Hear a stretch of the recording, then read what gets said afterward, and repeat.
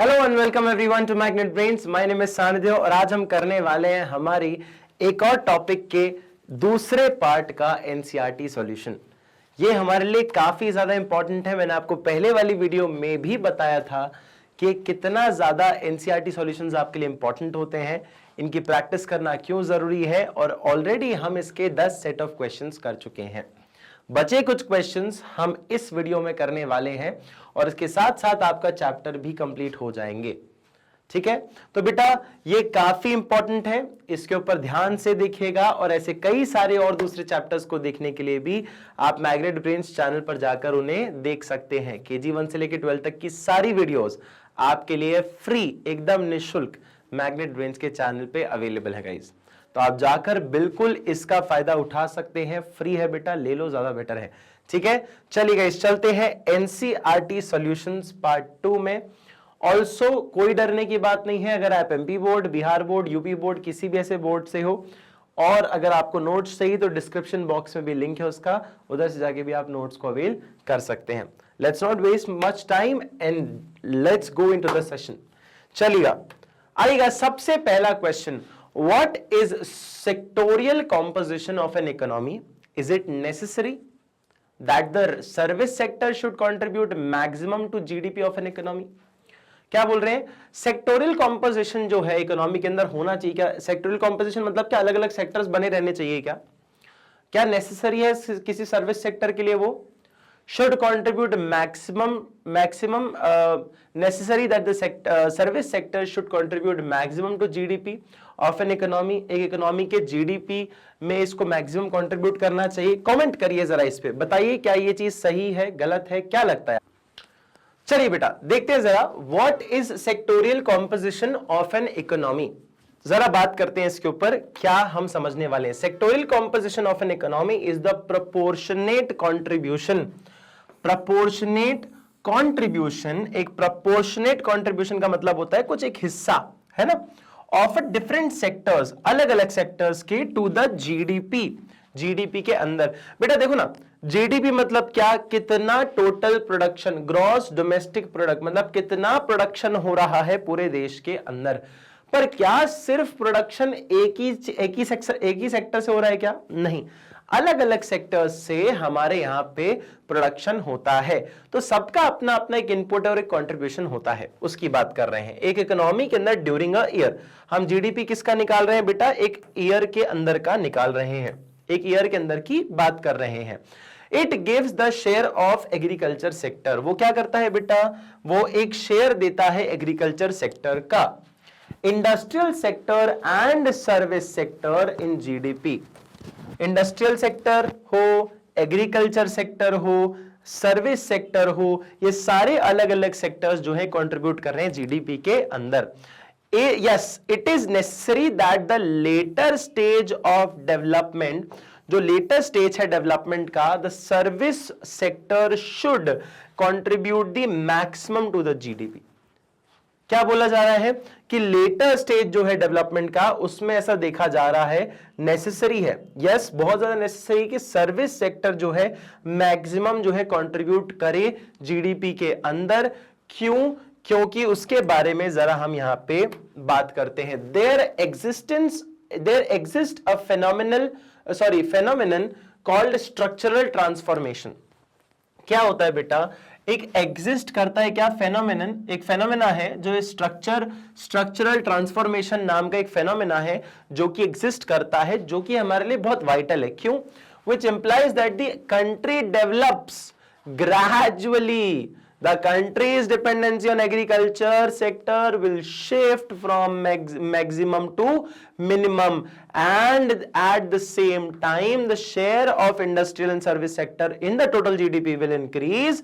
In more developed countries, the share of service sector is maximum. Therefore, to ensure that the country is economically developed, the share of service sector should be maximum. Sir पढ़ तो दिया, बता भी तो दो क्या है बेटा? सिंपल बात है, मैंने जब आपको पढ़ाया भी था, मैंने आपको बताया था कि कितना पहले एग्रीकल्चर सेक्टर जो है कितना परसेंट कंट्रीब्यूट करता था जीडीपी में। फिर हमने चार्ट्स के थ्रू भी पढ़ा था, चार्ट्स के थ्रू मैंने आपको समझाया था कितना परसेंट जो है पहले करता था। अब कितना करता है, फिर लेटर ऑन कितना किया गया, 90s में कितना फर्क देखा गया इंडस्ट्रियल सेक्टर और एग्रीकल्चर सेक्टर के कंट्रीब्यूशन में, 1950s में क्या हाल थे, हमने उस बारे में काफी डिस्कशंस किए हुए हैं। अगर मैं आपको एक अंदाजा दूं, 70% हम लोग जो है एग्रीकल्चर पे डिपेंडेंट थे, 70%, जिसका जीडीपी कंट्रीब्यूशन आधे से भी आसपास था, 50% से भी आसपास, इवन उससे भी ज्यादा। वो धीरे धीरे कम होते होते जहां पे 15% आपका इंडस्ट्रियल सेक्टर था, वो 25% और सेक्टर सर्विस सेक्टर इवन उससे ज्यादा भी हो चुका है आज की डेट में। इससे होता क्या है बेटा, आप एक रॉ मटेरियल कंट्री बन के नहीं रह जाते हो, आप बन जाते हो एक ऐसे कंट्री जो कि हर तरह की सर्विसेज भी प्रोवाइड कराता है। बेटा सर्विसेज क्या होती हैं, ट्रांसपोर्टेशन। हमारे जो रोडवे मिनिस्टर हैं उनका तो ये भी कहना है, जो मिनिस्टर है उन्हीं का कहना है कि भैया देश को डेवलप करना हो तो उसका ट्रांसपोर्टेशन डेवलप कर दीजिए, देश अपने आप डेवलप हो जाएगा। जिस रास्ते को 8 घंटा लग रहा है पहुंचने में किसी डेस्टिनेशन पे, उसको आप 2 घंटे का बना दो, देखो कितना जल्दी लोग मूव करेंगे, सामान का आदान प्रदान कितना जल्दी होता रहेगा। इससे देश जल्दी पहुंचेगा, समय पे पहुंचेगा, सबको सामान सही समय पे मिलेगा, नुकसान कम होगा, पेट्रोल कम जलेगा, टाइम कम बचेगा, एनर्जी कम यूज होगी, लोगों की एक्सेसिबिलिटी बढ़ जाएगी, लिंकेज बढ़ जाएगा, और देश कैसे डेवलप नहीं होगा फिर, हाँ या ना। तो बेटा इसीलिए किसी ऐसे रास्ते पे जाने का आपका मन करेगा जहां पे बहुत गड्ढे हैं, आसपास जंगल ही जंगल है, या किसी ऐसे हाईवे पे निकलोगे जहां पे यहां भी रेस्टोरेंट्स हैं, यहां भी मेडिकल है, यहां पे कुछ है, रोड एकदम साफ है, स्पीड में जा सकते हो, ऑब्वियसली बात है आपको डिसाइड कर सकते हो। This is known as service industry का डेवलप होना क्यों नेसेसरी है, right. Next question. Why was public sector given a lead role in industrial development? क्यों? Why was public sector given a leading role in industrial development? Industrial development में क्यों एक leading role दिया जाना चाहिए था, किसको? In a planning period public sector given a leading role, public sector को एक लीडिंग रोल दिया गया इंडस्ट्रियल डेवलपमेंट में प्लानिंग प्रोजेक्ट के अंदर। बेटा सबसे पहली बात तो कैपिटल, प्राइवेट सेक्टर के पास कैपिटल नहीं था, पैसा ही नहीं था, गरीब सा देश था हमारा। जब हम लोग निकले थे प्राइवेट सेक्टर के पास तो पैसा ही नहीं था, तो पैसा लगाना भी तो पड़ेगा ना बेटा इंडस्ट्री को डेवलप करने के लिए। At the time of independence Indian economic condition were very poor and weak, बहुत ही पुअर और बहुत ही वीक कंडीशन थी। There was neither much private capital nor did India have international investment credibility. ना इंडिया के पास इतनी क्रेडिबिलिटी थी कि वो इंटरनेशनल कुछ इन्वेस्टमेंट्स मांग सके, also so as that attract foreign investment. However India planner did not want to depend on foreign capital for economic development. जबकि इंडिया की एक अच्छी ये सोच थी उस टाइम पर, उस हिसाब से जो डिसीजन लिया गया था कि वो फॉरेन पे डिपेंडेंट नहीं होना चाहते थे किसी भी इकोनॉमिक डेवलपमेंट के लिए।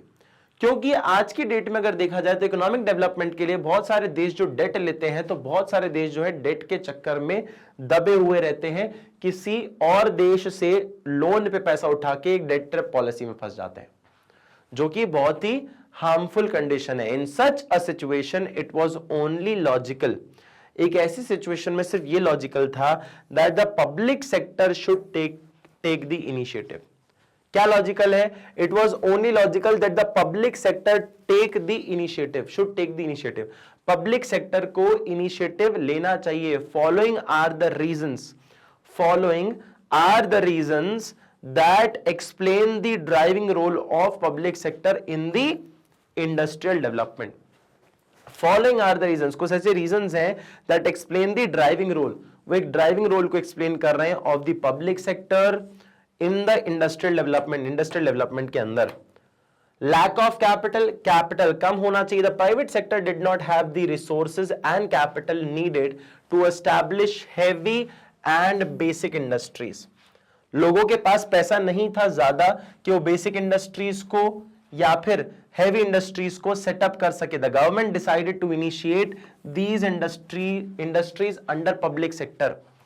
वो चाहते थे कि पब्लिक सेक्टर ही इस इंडस्ट्रीज को आगे लेके जाए। Low inducement to investment, obviously बात है, in the initial years the subsequent to independence the level of aggregate demand in the country was very low. लोगों की डिमांड बहुत कम थी। क्यों? एज अ रिजल्ट, क्योंकि पैसा नहीं था। As a result this the private entrepreneurs were reluctant to invest huge amount in the new venture. नए वेंचर में पैसा लगाने में प्राइवेट इन्वेस्टर डरते थे, प्राइवेट एंटरप्रेन्योर्स डरते थे कि जब डिमांड ही इतनी कम है तो ऑब्वियस सी बात है मैं कोई धंधा खोलूंगा तो लोग आएंगे ही नहीं, और नहीं आएंगे तो मेरा नुकसान हो जाएगा, हाँ या ना। तो लोग डरते थे। So government decided to take over these responsibilities. सरकार ने रिस्पॉन्सिबिलिटी को लिया कि भैया हम करते हैं काम। पीयूसीज को लेकर आए, were initiated in diverse operational fields, और फिर पब्लिक सेक्टर अंडरटेकिंग्स लेकर आए, एलआईसी और ना जाने कौन कौन सी कंपनीज, ओएनजीसी, आपका बीएचईएल और बहुत सारी कंपनीज को लेकर आया गया to promote social justice along with growth. अब यहां पे क्या हो रहा था बेटा, सरकार जब काम करती है तो वो मोटिव उनका होता है। जैसे कि देखो मैं बताऊं, अगर तुम्हें आईओसीएल का बताऊं, ये आईओसीएल क्या है, तुमने सुना होगा इंडियन ऑयल कॉर्पोरेशन लिमिटेड। तुमने देखा होगा इंडियन के गैस सिलेंडर आते हैं आप लोगों के घर में, इंडियन का पेट्रोल पंप होता है, तो ये तो है पब्लिक सेक्टर अंडरटेकिंग, है ना, गवर्नमेंट कंपनी है, पेट्रोलियम और लिक्विड गैस के अंदर जो है काम करती है। परंतु इसका ना मोटिव क्या है, जैसे मोटिव होता है ना हर कंपनी का कि मुझे इतना पैसा कमाना है, मुझे इतनी बड़ी कंपनी बनना है। इनका मोटिव क्या है, इनका मोटिव है कि जो वाटर स्केर्स जगह है, जहां पे पानी की कमी है, जहां पानी की कमी है, वाटर स्केर्स जगह है, उसको वाटर सरप्लस बनाना है, उसको वाटर सरप्लस बनाना है, एजुकेशन करनी है, एजुकेट करना है। ये इनका क्या है, ये इनका मोटिव है पेट्रोल में डील कर रहे हैं, लेकिन मोटिव क्या है इनके, वाटर सरप्लस बना दो किसी सी जगह को, एजुकेट कर दो बच्चों को। क्यों क्यों क्यों? क्योंकि ये गवर्नमेंट कंपनी है, इनका पर्पस है ही नहीं प्रॉफिट कमाना, इनका पर्पस है वेलफेयर करना। तो ग्रोथ के साथ साथ वेलफेयर भी। ग्रोथ क्यों, प्रोडक्शन हो रहा है। वेलफेयर क्यों, क्योंकि लोगों की सेवा कर रहे हैं, प्रॉफिट कमाना मोटिव नहीं है। The government believe that the private sector is allowed to operate on its own, it will lead to inequality in the income. अगर प्राइवेट सेक्टर को अकेले कमाने के लिए छोड़ दिया तो ये बेच खाएंगे पूरे देश को, क्योंकि वो लोग सिर्फ प्रॉफिट के लिए काम करते हैं। To achieve the dual objective of growth, growth के डुअल ऑब्जेक्टिव को अचीव करने के लिए, टुगेदर विथ सोशल जस्टिस के through it was decided that PSU would be establish, public sector undertaking भी एस्टैब्लिश किया जाए। Question number 13. Explain the statement that Green Revolution enabled the government to procure sufficient food grain to build its stock that could be used during the times of shortage. बेटा green revolution के time पे ये बोल रहे हैं कि क्या government को हेल्प हुई ग्रीन रेवोल्यूशन से कि वो कुछ सामान को, कुछ फूड ग्रेन्स को स्टोर कर सके ऐसे टाइम के लिए कि जब कमी पड़ जाए तो उससे निकालकर आप यूज कर सको, मतलब बफर स्टॉक की बात कर रहे हैं। चलिए जरा देखते हैं। The following factor contributed in high crop yield which enabled the government to procure sufficient food grain to build the buffer stock. क्या बोला था मैंने, बफर स्टॉक। बेटा ग्रीन रेवोल्यूशन का पर्पस यही था, प्रोडक्टिविटी बढ़ा दो एग्रीकल्चर की। जितना पहले मेहनत करके फूड ग्रेन्स उगाते थे, अब ग्रीन रेवोल्यूशन के थ्रू, टेक्नोलॉजीज के थ्रू, टेक्निक्स के थ्रू, HYV सीड्स के थ्रू आप जो है अपने उतनी मेहनत में ज्यादा बना पा रहे हो। उससे क्या हुआ, जब ज्यादा बनाते थे तो उसमें से एक छोटा सा हिस्सा निकाल के रख लिया जाता था, स्टोर कर लिया जाता था, उसे कहते हैं बफर स्टॉक। बफर स्टॉक ऐसे टाइम के ऊपर यूज किया जाता है to be use at the time of due to scarcity of rainfall, delayed monsoon, drought और अदर नेचुरल कैलामिटी। मान लो कहीं पे सूखा पड़ गया और फसल ही नहीं होगी इस साल, तो जो आपने प्रोडक्ट्स जो पिछली बार ज्यादा बन गए थे, बचा के रखे थे, उसको इस बार निकालो, उसको यूज करो। खाना थोड़ी बंद करेगा आदमी, हाँ या ना। तो बफर स्टॉक से निकाल कर भी आप दे सकते हो।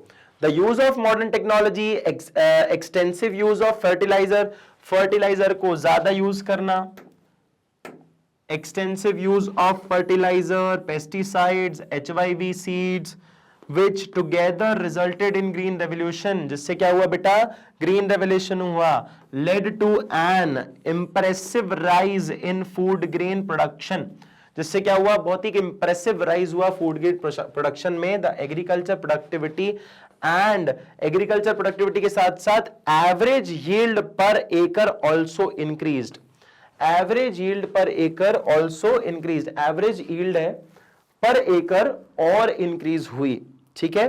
इसको भी ज्यादा काफी देखा गया, ठीक है। एक इंसान की एवरेज यील्ड भी इंप्रूव हुई, उसको भी देखा गया। फिर आता है next point, the other measures occupying green revolution. Other जो दूसरे अदर मेजर्स थे, other measures occupying green revolution, दूसरे मेजर्स जो कि ऑक्यूपाई करें ग्रीन रेवोल्यूशन को, such as the development of marketing system, marketing system का डेवलपमेंट करना हो, अबॉलिशन करना हो इंटरमीडियरीज का, मतलब जमींदार का subsidy credit for farm investment also led to increase in the level of marketable surplus. बेटा सब्सिडीज मिली लोगों को, है ना, ग्रीन रेवोल्यूशन के आने से लोगों को सिर्फ खुद के कंजम्पशन के लिए उन्होंने प्रोडक्शन नहीं किया, कमर्शियलाइज भी किया, चीजों को और बेहतर बनाया। मैंने पिछली वाली वीडियो में बताया भी था कि कैसे आप मार्केटेबल सरप्लस बोलते हो, मतलब खुद के कंजम्पशन के बाद जो बच जाए, मतलब एक खेत है, खेत पे कुछ लोग कुछ उगा रहे हैं, उसमें से वो खुद के लिए भी बनाएंगे कुछ ना कुछ। अब मैं अगर गेहूं बना रहा हूं खुद से, तो मैं मार्केट में आटा लेने थोड़ी जाऊंगा यार, खुद के पास ही रख लूंगा ना पर जो सरप्लस बच जाएगा उसको मैं मार्केट में बेच सकता हूं। तो जब ग्रीन रेवोल्यूशन से प्रोडक्टिविटी बढ़ गई तो मैं ज्यादा बेच पा रहा था मार्केट में। पहले क्या खुद के कंजम्पशन के लिए ही बनाते थे एग्रीकल्चर में, लेकिन अब खुद के कंजम्पशन के लिए बना रहे हो, उसके तो बना ही रहे हो, उसके साथ साथ मार्केट में भी ज्यादा दे सको उसके लिए भी बना रहे हो। आइएगा question number 14, while subsidies encourage farmer to use new technology, they are a huge burden on government finance। भैया बिल्कुल सही बात बोली।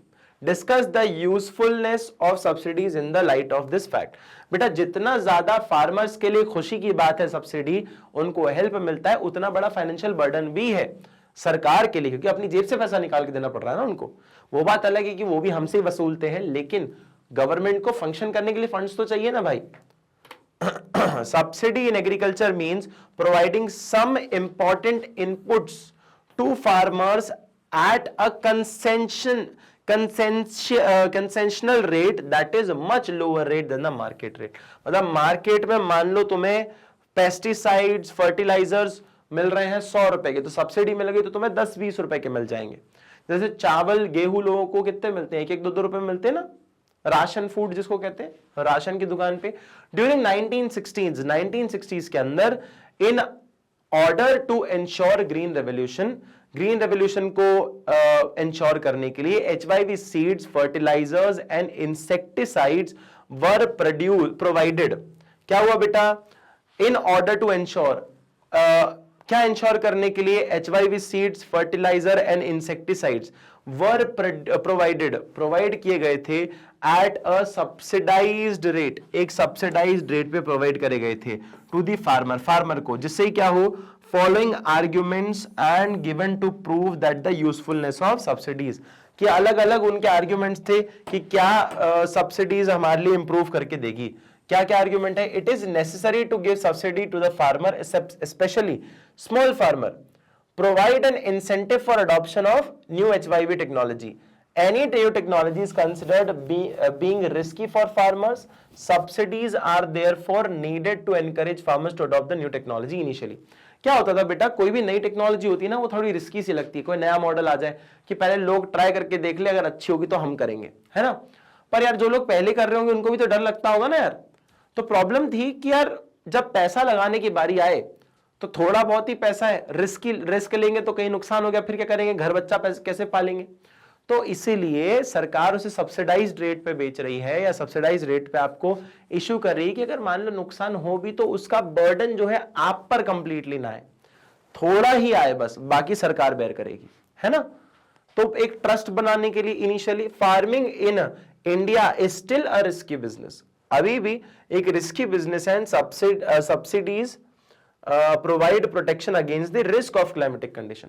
क्या होता है बेटा, बिजनेस जो है एग्रीकल्चर का वो काफी रिस्की है, और इस रिस्क को एंश्योर करने के लिए, प्रोटेक्ट करने के लिए, बचाने के लिए फार्मर को इस रिस्क से सरकार सब्सिडी देती है कि अगर आप बिना सब्सिडी के लाख रुपए लगाओगे तो सब्सिडी के साथ 20,000 रुपए लगाओ, होगा तो फिर 20,000 के नुकसान होगा, लाख का तो नहीं होगा ना।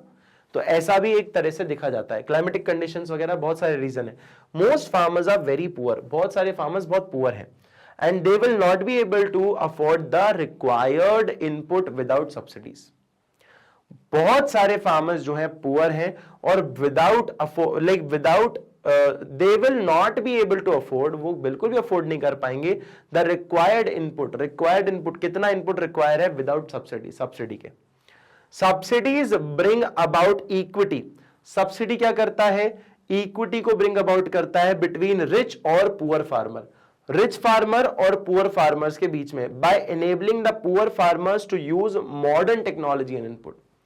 क्या बोल रहे हैं, and poor farmers by enabling क्या, एनेबल करते हो the poor farmers to use modern technology, modern technology को यूज कर रहे हो, एंड इनपुट को भी, इसको भी इंश्योर करता है।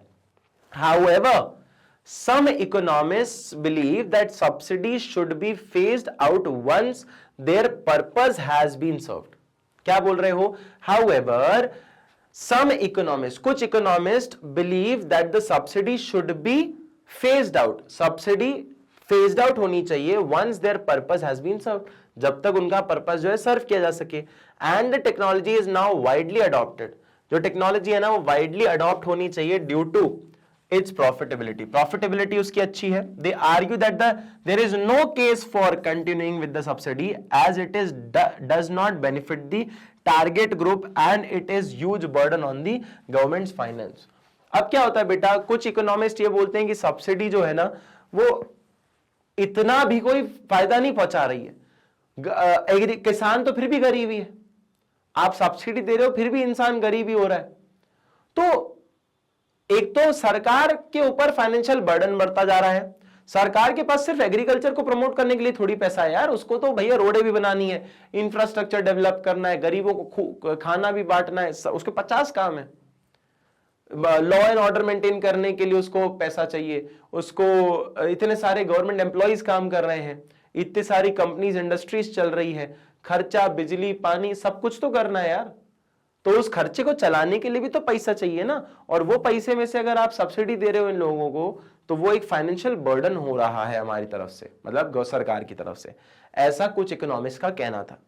they give the following argument against the subsidy in agriculture, और वो एग्रीकल्चर की सब्सिडी के लिए अगेंस्ट में है।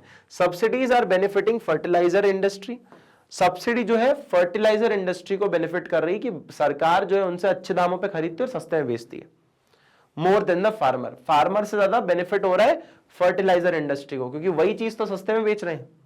Subsidies are mainly being availed by big farmer, subsidy जो है बड़े फार्मर्स के द्वारा जो है अवेल करी जाती है इन अफ्लुएंट रीजन्स, एक अफ्लुएंट रीजन में, who do not actually need them, और एक्चुअली उनको जिनको जरूरत भी नहीं उनको भी सब्सिडी मिल रही है, जिनको जरूरत नहीं उनको भी सब्सिडी मिल रही है। Hence on the basis of above argument we can conclude that the although subsidy are very useful, above argument में हम ये जान सकते हैं सब्सिडी यूजफुल तो काफी है and necessary for poor farmers, और पुअर फार्मर्स के लिए बहुत नेसेसरी भी है टू ओवरकम अनसर्टेनिटीज, अनसर्टेनिटीज को ओवरकम करने के लिए।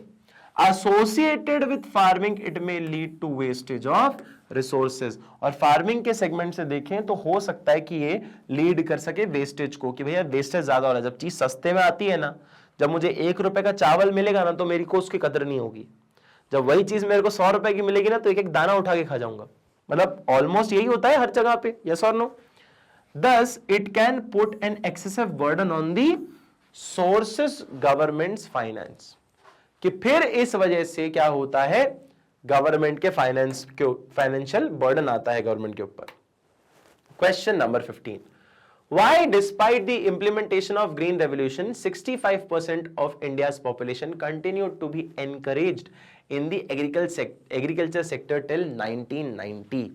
बताइए जरा, पढ़िए इस क्वेश्चन को देखकर आपको क्या फील होता है।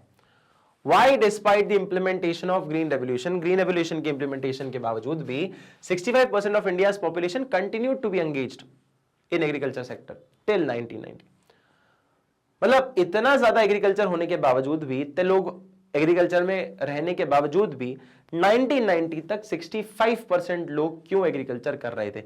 इसके बहुत सारे रीजन हैं, क्योंकि बहुत सारी इंडस्ट्रीज में पहली बात तो प्राइवेट सेक्टर को अलाउड नहीं था, पैसा नहीं था उनके पास, और ऐसे कई सारे रीजन है। आइएगा जरा देखते हैं क्या क्या रीजन है।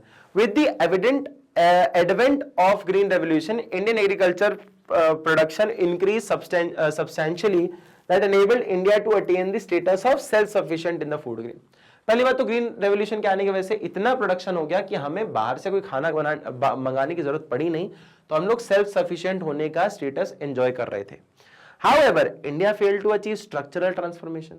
इंडिया जबकि स्ट्रक्चरल ट्रांसफॉर्मेशन में क्या हो रहा था, फेल हो रहा था, जहां पे इकोनॉमिक ग्रोथ और डेवलपमेंट नाम की कोई चीज नहीं थी, मतलब सर्विस इंडस्ट्री और इंडस्ट्रियल इंडस्ट्री हमारे नाम पे कुछ भी नहीं थी। तो industrial sectors growth was not very significant during the period and thus this sector could not provide employment opportunities to the surplus labor from agriculture sector.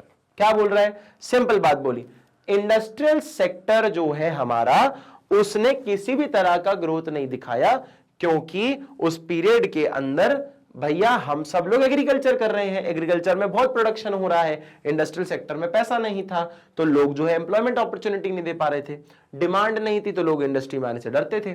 तो ऐसे कई सारी चीजों की वजह से हम जो है क्या कर रहे थे बेटा, एग्रीकल्चर पे ही डिपेंडेंट थे। Industrial sector in India failed to generate significant employment, कि भैया एक तो पहली बात इंडस्ट्रियल सेक्टर नौकरियां नहीं दिलवा पा रहा था, नौकरियां नहीं दिलवा पाएगा तो लोग क्या करेंगे, किसानी करेंगे, in order to attract and absorb excess agriculture labour. This led to disguised unemployment. Disguised unemployment का काफी कंसेप्ट आया। डिसगाइज्ड अनएम्प्लॉयमेंट मतलब क्या, एक खेत पे जहां पे सिर्फ 2 लोगों की जरूरत है, वहां पे 6 लोग आके खड़े हुए हैं। मतलब ये होता है कि 2 लोग एम्प्लॉयड माने जाएंगे और इसमें से 4 लोग बचेंगे, वो डिसगाइज्ड एम्प्लॉयमेंट है। मतलब है तो काम पर, लेकिन काम नहीं है इनके पास। मतलब होता है ना, काम पे जा रहा हूं लेकिन सैलरी क्यों नहीं आ रही, काम ही नहीं करने के लिए, है ना, तो वो वाला उसको कहा जाता है disguised unemployment. The slow growth of secondary sector has been responsible for majority of population. Slow growth जो है सेकेंडरी सेक्टर की, वो रिस्पॉन्सिबल रही है मेजॉरिटी ऑफ द पॉपुलेशन के अंदर। Approximately 65% to remain in the agricultural occupation till 1990s। 1990s तक हमारे हाल इसीलिए खराब थे, क्योंकि सेकेंडरी सेक्टर जो है वो रिस्पॉन्सिबल नहीं था मेजॉरिटी पॉपुलेशन के लिए, और स्लो ग्रोथ हो रही थी, उसके साथ साथ ज्यादा जॉब्स ही नहीं थी इन सब सेक्टर में, तो क्या करेगा इंसान, एग्रीकल्चर ही करेगा, घर तो चलाना पड़ेगा ना। क्वेश्चन नंबर 16, दो public sector is very essential for industries. Public sector बहुत ही ज्यादा असेंशियल है, किसके लिए, एसेंशियल है इंडस्ट्रीज के लिए। मेनी पब्लिक सेक्टर अंडरटेकिंग इनकर huge losses and are drain on economic resources. Discuss the usefulness of public sector undertaking in the light of this fact. वो बोल रहे हैं कि पब्लिक सेक्टर तो पहली बात तो एक तो बहुत लॉस में रहता है, और बहुत सारा जो इकोनॉमिक रिसोर्सेज है ना वो ड्रेन कर देता है।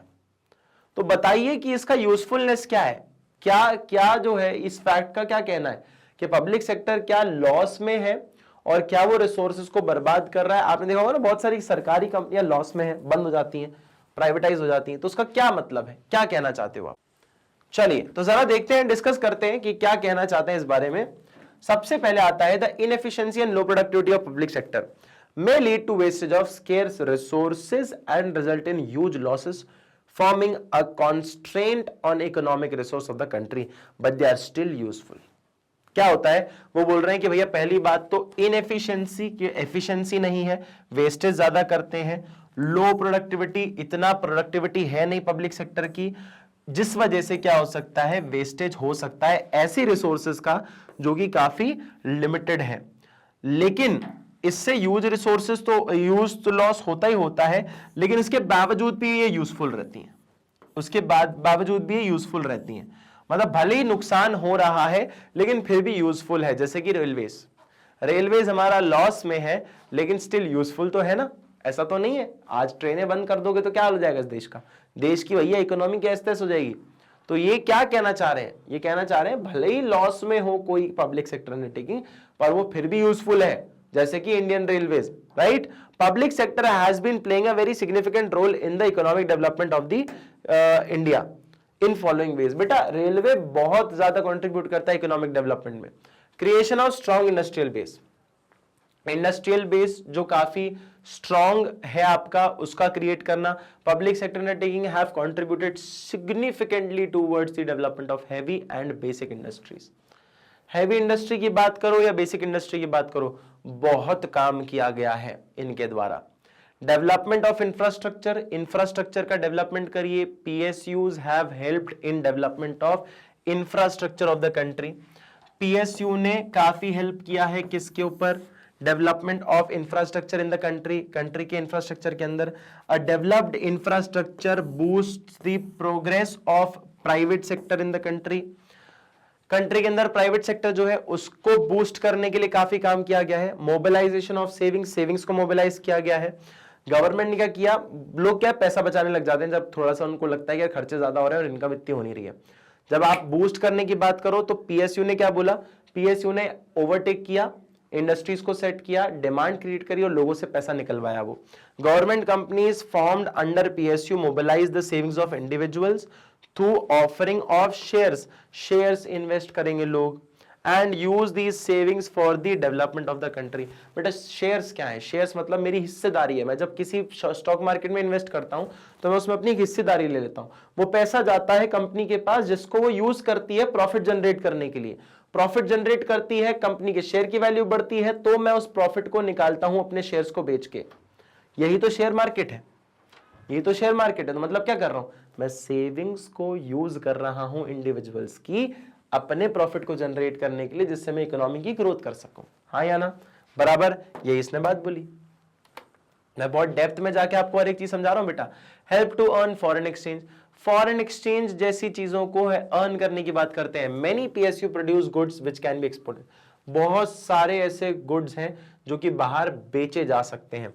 The export earnings of PSU such as HMT, बेटा एचएमटी ना पहले ट्रैक्टर्स बनाता था, एचएमटी अब तो बंद हो गया है, लेकिन पहले एचएमटी ट्रैक्टर्स बनाता था। एसटीसी, ये क्या है बेटा, ऐसी चीजें हैं जो कि फॉरेन के फ्लो, फॉरेन के करेंसी के इनफ्लो को बढ़ा सकते हैं। Have helped increase the flow of foreign currency in the country. Also POC such as भेल, ओएनजीसी, भेल आपका जो है बेटा, इवन यहाँ का भोपाल में भी हमारे यहाँ पे भेल है, जहां पे ये ट्रेन के इंजन्स बनाते हैं और कई सारे से बड़े बड़े इक्विपमेंट्स और मशीनरीज बनाते हैं जो कि बाहर एक्सपोर्ट हो सकती है। ONGC oil and natural gas exploration वाली एक अपना गवर्नमेंट अंडरटेकिंग है जो कि विदेश में भी जाके आपके काम कर रही है। बेटा ओएनजीसी का एक और दूसरा कंपनी है दैट इज विदेशी, विदेश जाकर भी इनके आउटलेट्स हैं, कहीं 17 आउटलेट्स हैं, 17 देशों के अंदर अलग अलग प्रोजेक्ट चल रहे हैं ओएनजीसी के। दैट इज विदेश का ओएनजीसी, मतलब है इंडिया का ही लेकिन विदेश में भी इनके कई सारे काम चल रहे हैं। मैं एक्स्ट्रा इंफॉर्मेशन दे रहा हूं आपको। Help the country to save in the import bill, import bill के अंदर सेव करने की बात कर रहा है। Development of backward areas, PSU क्या करता है, जनरली ओपन किया जाता है ऐसे एरियाज में जो कि काफी बैकवर्ड हो, जिससे कि जहां पर अगर वो थोड़ा सा इंफ्रास्ट्रक्चर डेवलप करेंगे लोग आसपास रहने लग जाएंगे। फॉर एग्जांपल ये खाली जमीन है, बंजर जमीन है, मैंने एक फैक्ट्री डाल दी ना तो यहाँ पे घर में रहने लग जाएंगे लोग जिनको बहुत ट्रैवल करना पड़ता है, तो आसपास घर खुल जाएंगे थोड़े बहुत कि फैक्ट्री जाने के लिए ज्यादा टाइम नहीं लगेगा, आसपास ही रहने लग जाओ। आसपास रहने लग जाओगे तो एक हॉस्पिटल बन जाएगा, लोग बीमार भी होंगे, लोग रहने लग जाएंगे तो बच्चे भी करेंगे, तो उसके साथ साथ भैया स्कूल भी जाना पड़ेगा तो स्कूल भी खुल जाएगा, लोग रहने लग जाएंगे तो शॉप्स भी खुलेगी, मॉल भी खुलेंगे, तो ऐसे ही तो एरिया डेवलप हो जाता है या ना। तो बैकवर्ड एरिया में खोलने के बाद आप उस एरिया को भी डेवलप कर देते हो, इसलिए अपन स्पेशल इकोनॉमिक जोन्स भी अलग अलग, खैर वो अलग ही पर्पस हो गया, लेकिन ऐसे बंजर इलाके को भी यूजफुल बनाने के लिए अपन स्पेशल इकोनॉमिक जोन भी बनाते हैं। Generations of government opportunity, PSUs have generated substantial employment opportunities and have helped to address the problem and poverty of the unemployment. क्या बोला, PSU जब इंडस्ट्रीज को लेकर आया, इंडस्ट्री को डेवलप करने की बात करा, तो बेटा उसने काफी सारी जॉब अपॉर्चुनिटीज भी दी। गवर्नमेंट जॉब्स मिली कि नहीं मिली, कितनी सारी। टू प्रमोट इक्वालिटी, इक्वालिटी को प्रमोट करने के लिए PSUs check concentration of power in few hands and promote equality in the country. क्या बोल रहे हैं, टू प्रमोट इक्वालिटी, इक्वालिटी को प्रमोट करने के लिए PSUs check concentration of power. PSU क्या करता है, चेक करता है कॉन्सेंट्रेशन ऑफ पावर, कुछ हाथों में दे देता है बस, and promote equality in the country, country के अंदर इक्वालिटी को प्रमोट करता है। ये कुछ हमारी चीजें बताई गई इसके अंदर। Explain how import substitution can protect domestic industry. बेटा सिंपल सी बात है, बहुत बड़ा आंसर रहेगा, मैं तुम्हें इसको शॉर्ट में समझाता हूं। जब हम बात करें इंपोर्ट सब्स्टिट्यूशन की, आप चाह रहे हो कि इंपोर्ट ना हो, इंपोर्ट ना हो इस देश के अंदर, कम से कम हो, कम से कम हो, एक्सपोर्ट ज्यादा हो। अब सर दोनों में फर्क क्या है? इंपोर्ट मतलब कोई भी सामान बाहर से बुलवाना, तो बेटा हमारे यहां से ना फॉरेन करेंसी जाता है। अब एक बात बताओ, मेरे पास मान लो फॉरेन एक्सचेंज है ना, क्या होता है बेटा, जब बाहर से मैं सामान मंगाता हूं, मान लो यूएसए से मैंने सामान मंगवाया, तो बेटा मैं उसको रुपीस थोड़ी दूंगा, मेरे को तो क्या देने पड़ेंगे, उसको डॉलर देने पड़ेंगे, डॉलर्स देने पड़ेंगे, हाँ या ना, मुझे उसको डॉलर्स देने पड़ेंगे। तो भैया कहना क्या चाहता हूं मैं कहना ये चाहता हूं कि यार अगर मैं अपने पास जितने भी मेरे पास डॉलर पड़े होंगे, मान लो इतने 10 नोट बचे मेरे पास डॉलर के, मैंने कुछ सामान मंगवा लिया और 10 नोट भी चले गए, तो मेरे पास बचा क्या? फिर बाद में अगर मुझे कोई जरूरत पड़ी और मेरे पास सही में कोई चीज की कमी है और मेरे को कुछ चीज मंगानी है, तो यार मैं तो वो दे ही नहीं पाऊंगा इसको पैसे, क्यों? क्योंकि वो डॉलर तो है ही नहीं मेरे पास, है ना। तो इंपोर्ट्स आप चाहते हो कम से कम हो, जिससे कि इनकम जो है हमारे देश की बाहर ना जाए, फॉरेन करेंसी बाहर ना जाए और हम लोग दूसरों पे डिपेंडेंट ना रहे। एक्सपोर्ट से क्या होता है बेटा, फॉरेन करेंसी इंडिया के अंदर आता है और इनकम बढ़ती है, इनकम बढ़ जाती है, नेशनल इनकम बढ़ती है, इससे नेशनल इनकम कम होती है। अब सर इसको कैसे प्रोटेक्ट करेंगे? डोमेस्टिक इंडस्ट्री कैसे प्रोटेक्ट हो रही है इससे?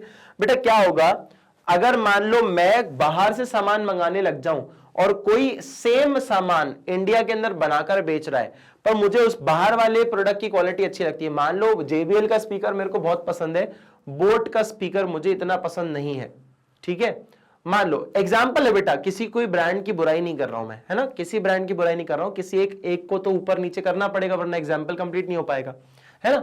मान लीजिए मुझे JBL का म्यूजिक बहुत पसंद है, मुझे उसका स्पीकर बहुत अच्छा लगता है और मुझे बोट का थोड़ा सा कम पसंद है, तो मेरा मैं ऑब्वियस सी बात है सारे प्रोडक्ट तो खरीदूंगा नहीं, खरीदूंगा एक ही, तो मुझे जो ज्यादा पसंद होगा मैं उसको खरीद लूंगा। पर बेटा बोट अपना डोमेस्टिक इंडस्ट्री का बिजनेस है, डोमेस्टिक बिजनेस है, तो बोट ने क्या किया, आप बताओ ना, बाहर के प्रोडक्ट को आप खरीद रहे हो लेकिन घर में ही जो अपने भाई लोग बना रहे हैं, हमारे अमन भाई जो हैं वो हमारे लिए प्रोडक्ट बना रहे हैं, हम उन्हीं का प्रोडक्ट नहीं खरीद रहे हैं, उन्हीं को सपोर्ट नहीं कर रहे हैं, लेकिन बाहर के लोगों को सपोर्ट करने। तो एक काम करो, इस पे लगा दो तुम टैरिफ, इस पे लगा दो तुम टैरिफ, इस पे तुम लगा दो टैरिफ बढ़ा दो और कोटा लगा दो। कोटा मतलब क्या, कि मान लो वो स्पीकर जो है वो 1000 रुपए का आता था, तो इस पे इतना टैरिफ लगा दो, टैरिफ मतलब टैक्सेस लगा दो कि वो 2000 का पड़े, और वही बोट का स्पीकर आपको 800 रुपए का पड़े। तो बेटा क्या होगा, आप एक देखोगे JBL का स्पीकर भैया 2000 का है, बोट का 800 का है, लो भैया हम जो है डोमेस्टिक प्रोडक्ट को प्रमोट करना चाह रहे हैं, लो कर दिया 800 रुपए में वही स्पीकर खरीद लाए। तो क्या हुआ, डोमेस्टिक मार्केट बच गया। और कोटा मतलब क्या, कोटा मतलब कि आप लिमिट कर दो कि चलो ठीक है 2000 के बोला ना मंगा लिया, आप कुछ लोग होंगे जो 2000 का भी खरीद के ले आएंगे, तो उनको बोल दिया कि चलो मंगवाना ही है ना, लोग मंगवा लो, लेकिन 10 से ज्यादा प्रोडक्ट नहीं मंगवा सकते। इसे कोटा बोलते हैं, इसे कोटा बोलते हैं कि भैया फिक्स कर दो, इंपोर्ट करना है कर लो, तुम्हारा बहुत पैसा है कर लो, तुम बोल रहे हो कि अरे हम तो दे देंगे 2000 कुछ नहीं होता हमारे लिए, ठीक है, लेकिन 10 से ज्यादा नहीं बुलवा पाओगे, तो इंपोर्ट के लिए आपको कोटा लगा दिया। तो ये सब चीजों को इंपोर्ट सब्स्टिट्यूशन का पार्ट बोला गया है, जिससे हम डोमेस्टिक मार्केट को प्रोटेक्ट करते हैं। जरा देख लो, यही बात है। In the first 5-year plan India followed an inward looking trade strategy, the strategy aimed at replacing substituting import with domestic production. Simple मामला था इनका ये था कि जो सामान बाहर से बुलवा रहे हो उसको देश के अंदर ही बना लो, पैसा बचेगा, और खुद से बनाओ। इंस्टेड ऑफ इंपोर्टिंग, उल्टा इंपोर्ट करने को छोड़ो, आप तो एक्सपोर्ट करो भैया, एनकरेज करो कि आप एक्सपोर्ट कर सको, ठीक है, जिससे कि इंपोर्ट हट जाए और आप एक आत्मनिर्भर भारत बनाइए। Thus the government protected the domestic industry from foreign competition through this policy। अब क्या प्रोटेक्शन उन्होंने इंपोर्ट के लिए क्या क्या किया, देखो मैंने क्या बोला था, दो चीज बोली थी ना, टैरिफ मतलब क्या, टैक्स लगा देना इंपोर्टेड गुड्स के ऊपर, हाँ या ना, जिससे कि वो महंगे हो जाए और उससे क्या कर सको आप, डिस्करेज कर सको उसके यूज को। कोटा क्या है, कोटा मतलब क्वांटिटी को भैया क्या कर दो, स्पेसिफाई कर दो, कितना क्वांटिटी ही आप मंगा सकते हो, बस कितनी क्वांटिटी मंगा सकते हो इसको स्पेसिफाई कर दो, that is quota, that is quota, ठीक है, that is quota. The policy of import substitution provides protection to domestic industry from foreign competition. The rationale for this policy is that industries of developing countries like India are not in a position of competing against the goods produced by the developed economies. It is assumed that if the domestic industry are protected in the formation stage, they will gain strength by being able to produce on a larger scale, and through experience they will be able to compete with the globally in the course of time. बहुत अच्छी, बहुत सुंदर बात बोली कि यार हमारे Indian brands जो हैं इस टाइम की बात कर रहे हैं, जो 1950s 1990 की बात कर रहे हैं, है ना, और इवन टुडे भी बहुत सारे ब्रांड्स जो है ना बाहर की बड़ी बड़ी कंपनीज के साथ कंपीट नहीं कर सकते, जैसे कि गूगल, फेसबुक, अमेज़न, है ना। बाहर की बड़ी बड़ी कंपनीज के साथ ही क्या नहीं कर सकते, बड़ी बड़ी कंपनीज के साथ कंपीट नहीं कर सकते। लेकिन अगर आप उनको एक्सप्लॉइट करने ही ना दो, मतलब आप अपने इंपोर्ट से क्या होता है बेटा, इंपोर्ट से आप बाहर के प्रोडक्ट्स को ज्यादा यूज करोगे तो इंडिया का बिजनेस कभी ग्रो नहीं कर पाएगा। आपने इतना महंगा कर दिया इंपोर्ट को कि लोग इंडिया के प्रोडक्ट्स को खरीद रहे हैं, इंडिया के प्रोडक्ट्स को खरीदेंगे तो वो अपने आप को और बेहतर करता जाएगा, उसके पास और पैसा आएगा, वो अपने आप को और इंप्रूव करेगा, वो और रिसर्च एंड डेवलपमेंट करेगा, वो और इंप्रूव करेगा, और ऐसे इंप्रूव करते करते करते करते करते हमारा ब्रांड, हमारे लोग इतना सफिशिएंट हो जाएंगे कि अभी शायद कंडीशन वो ना हो कि हम बड़ी कंपनी से कंपीट कर सके, लेकिन आज से कुछ साल बाद हम उस कंपनी के बराबर कंपीट कर सके। तो आज देखा होगा आपने टाटा जैसी कंपनीज बराबर कंपीट करती है बड़े बड़े कंपनीज के साथ।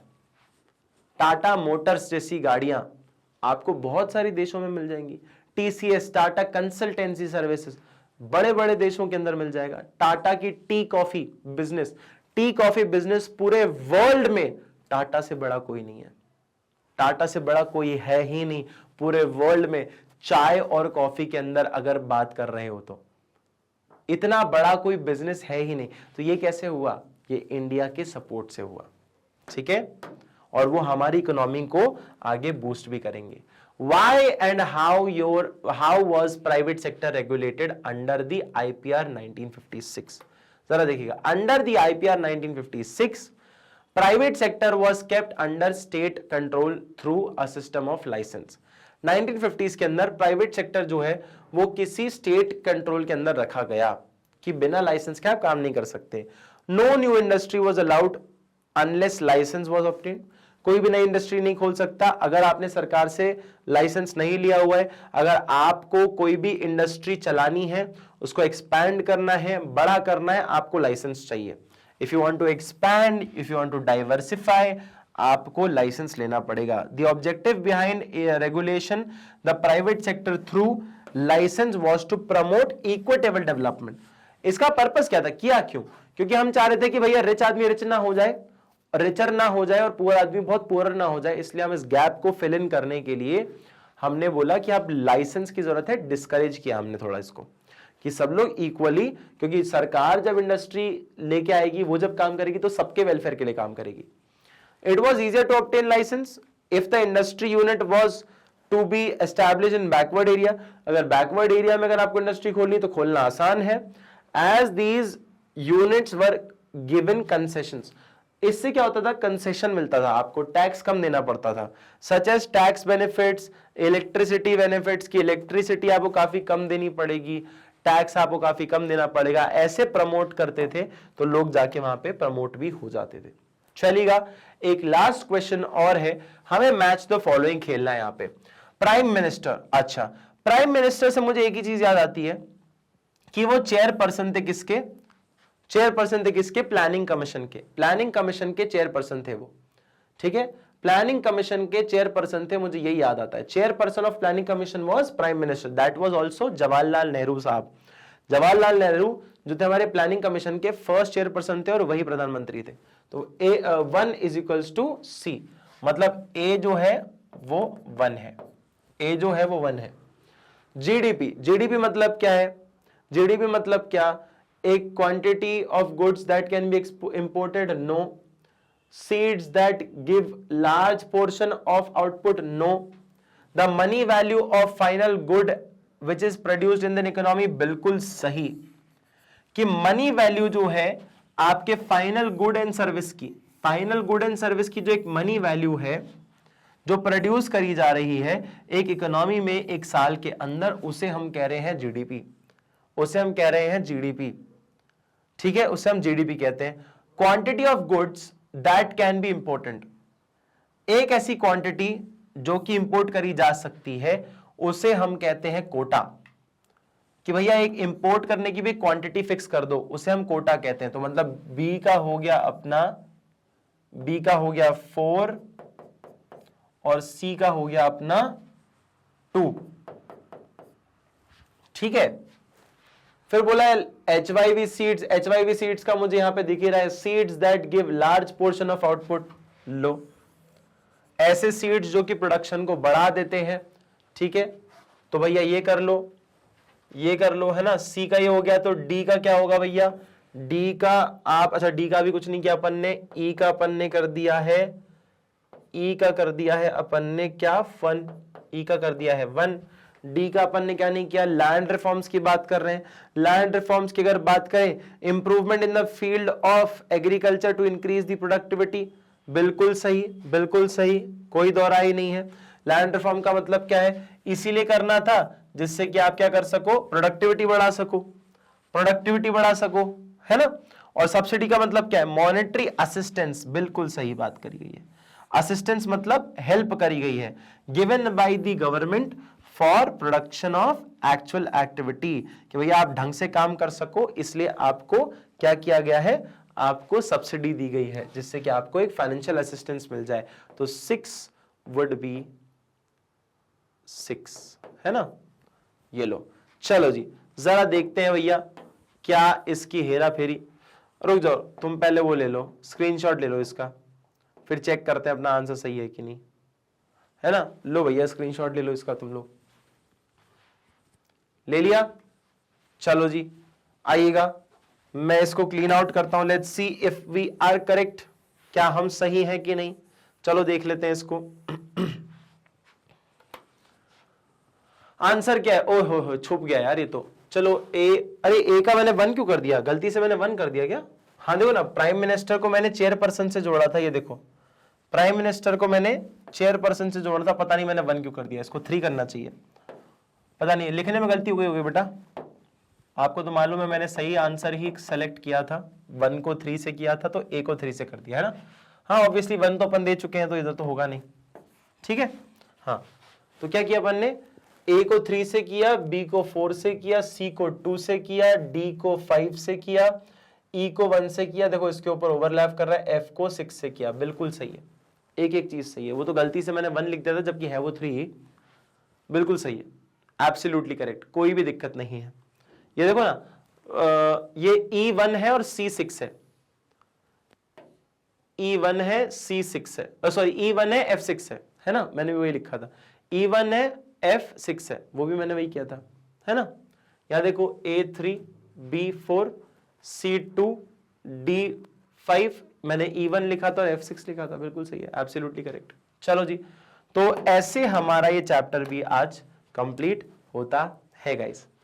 तो ऐसी और अमेजिंग वीडियोस देखने के लिए आप मैग्नेट ब्रेन्स चैनल को सब्सक्राइब कर सकते हो, जहां पे सारी की सारी वीडियोस KG1 से लेकर 12 तक की आपको पूरी फ्री मिलने वाली है बेटा।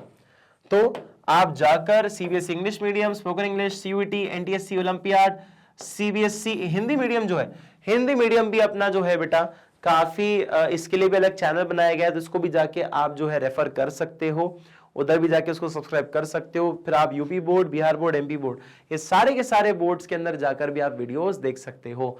फिर आप चाहें तो ये सारी वीडियोस KG1 से 12 तक की मैग्नेट ब्रेन्स की वेबसाइट या उसके यूट्यूब चैनल पर जाकर देख सकते हैं, ऑल फॉर फ्री, किसी भी फोन, किसी भी iPad, किसी भी टाइप के लैपटॉप के ऊपर जाकर भी।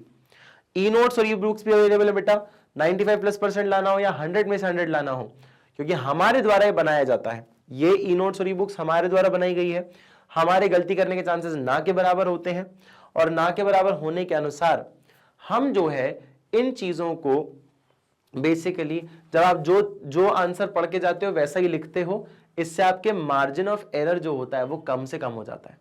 ठीक है, इसलिए आपके 100 में से 100 आते हैं, 95+% आते हैं। तो ऐसे नोट्स अवेल करने के लिए डिस्क्रिप्शन बॉक्स में लिंक है, उस लिंक को प्रेस करके नोट्स को अवेल कर लीजिए। और उसके साथ साथ आप जो चाहें तो हमें दूसरे सोशल मीडिया प्लेटफॉर्म्स पर भी फॉलो कर सकते हैं, जो कि YouTube, Facebook, Instagram, Twitter and Telegram पर भी। I hope you guys like the video. Thank you so much.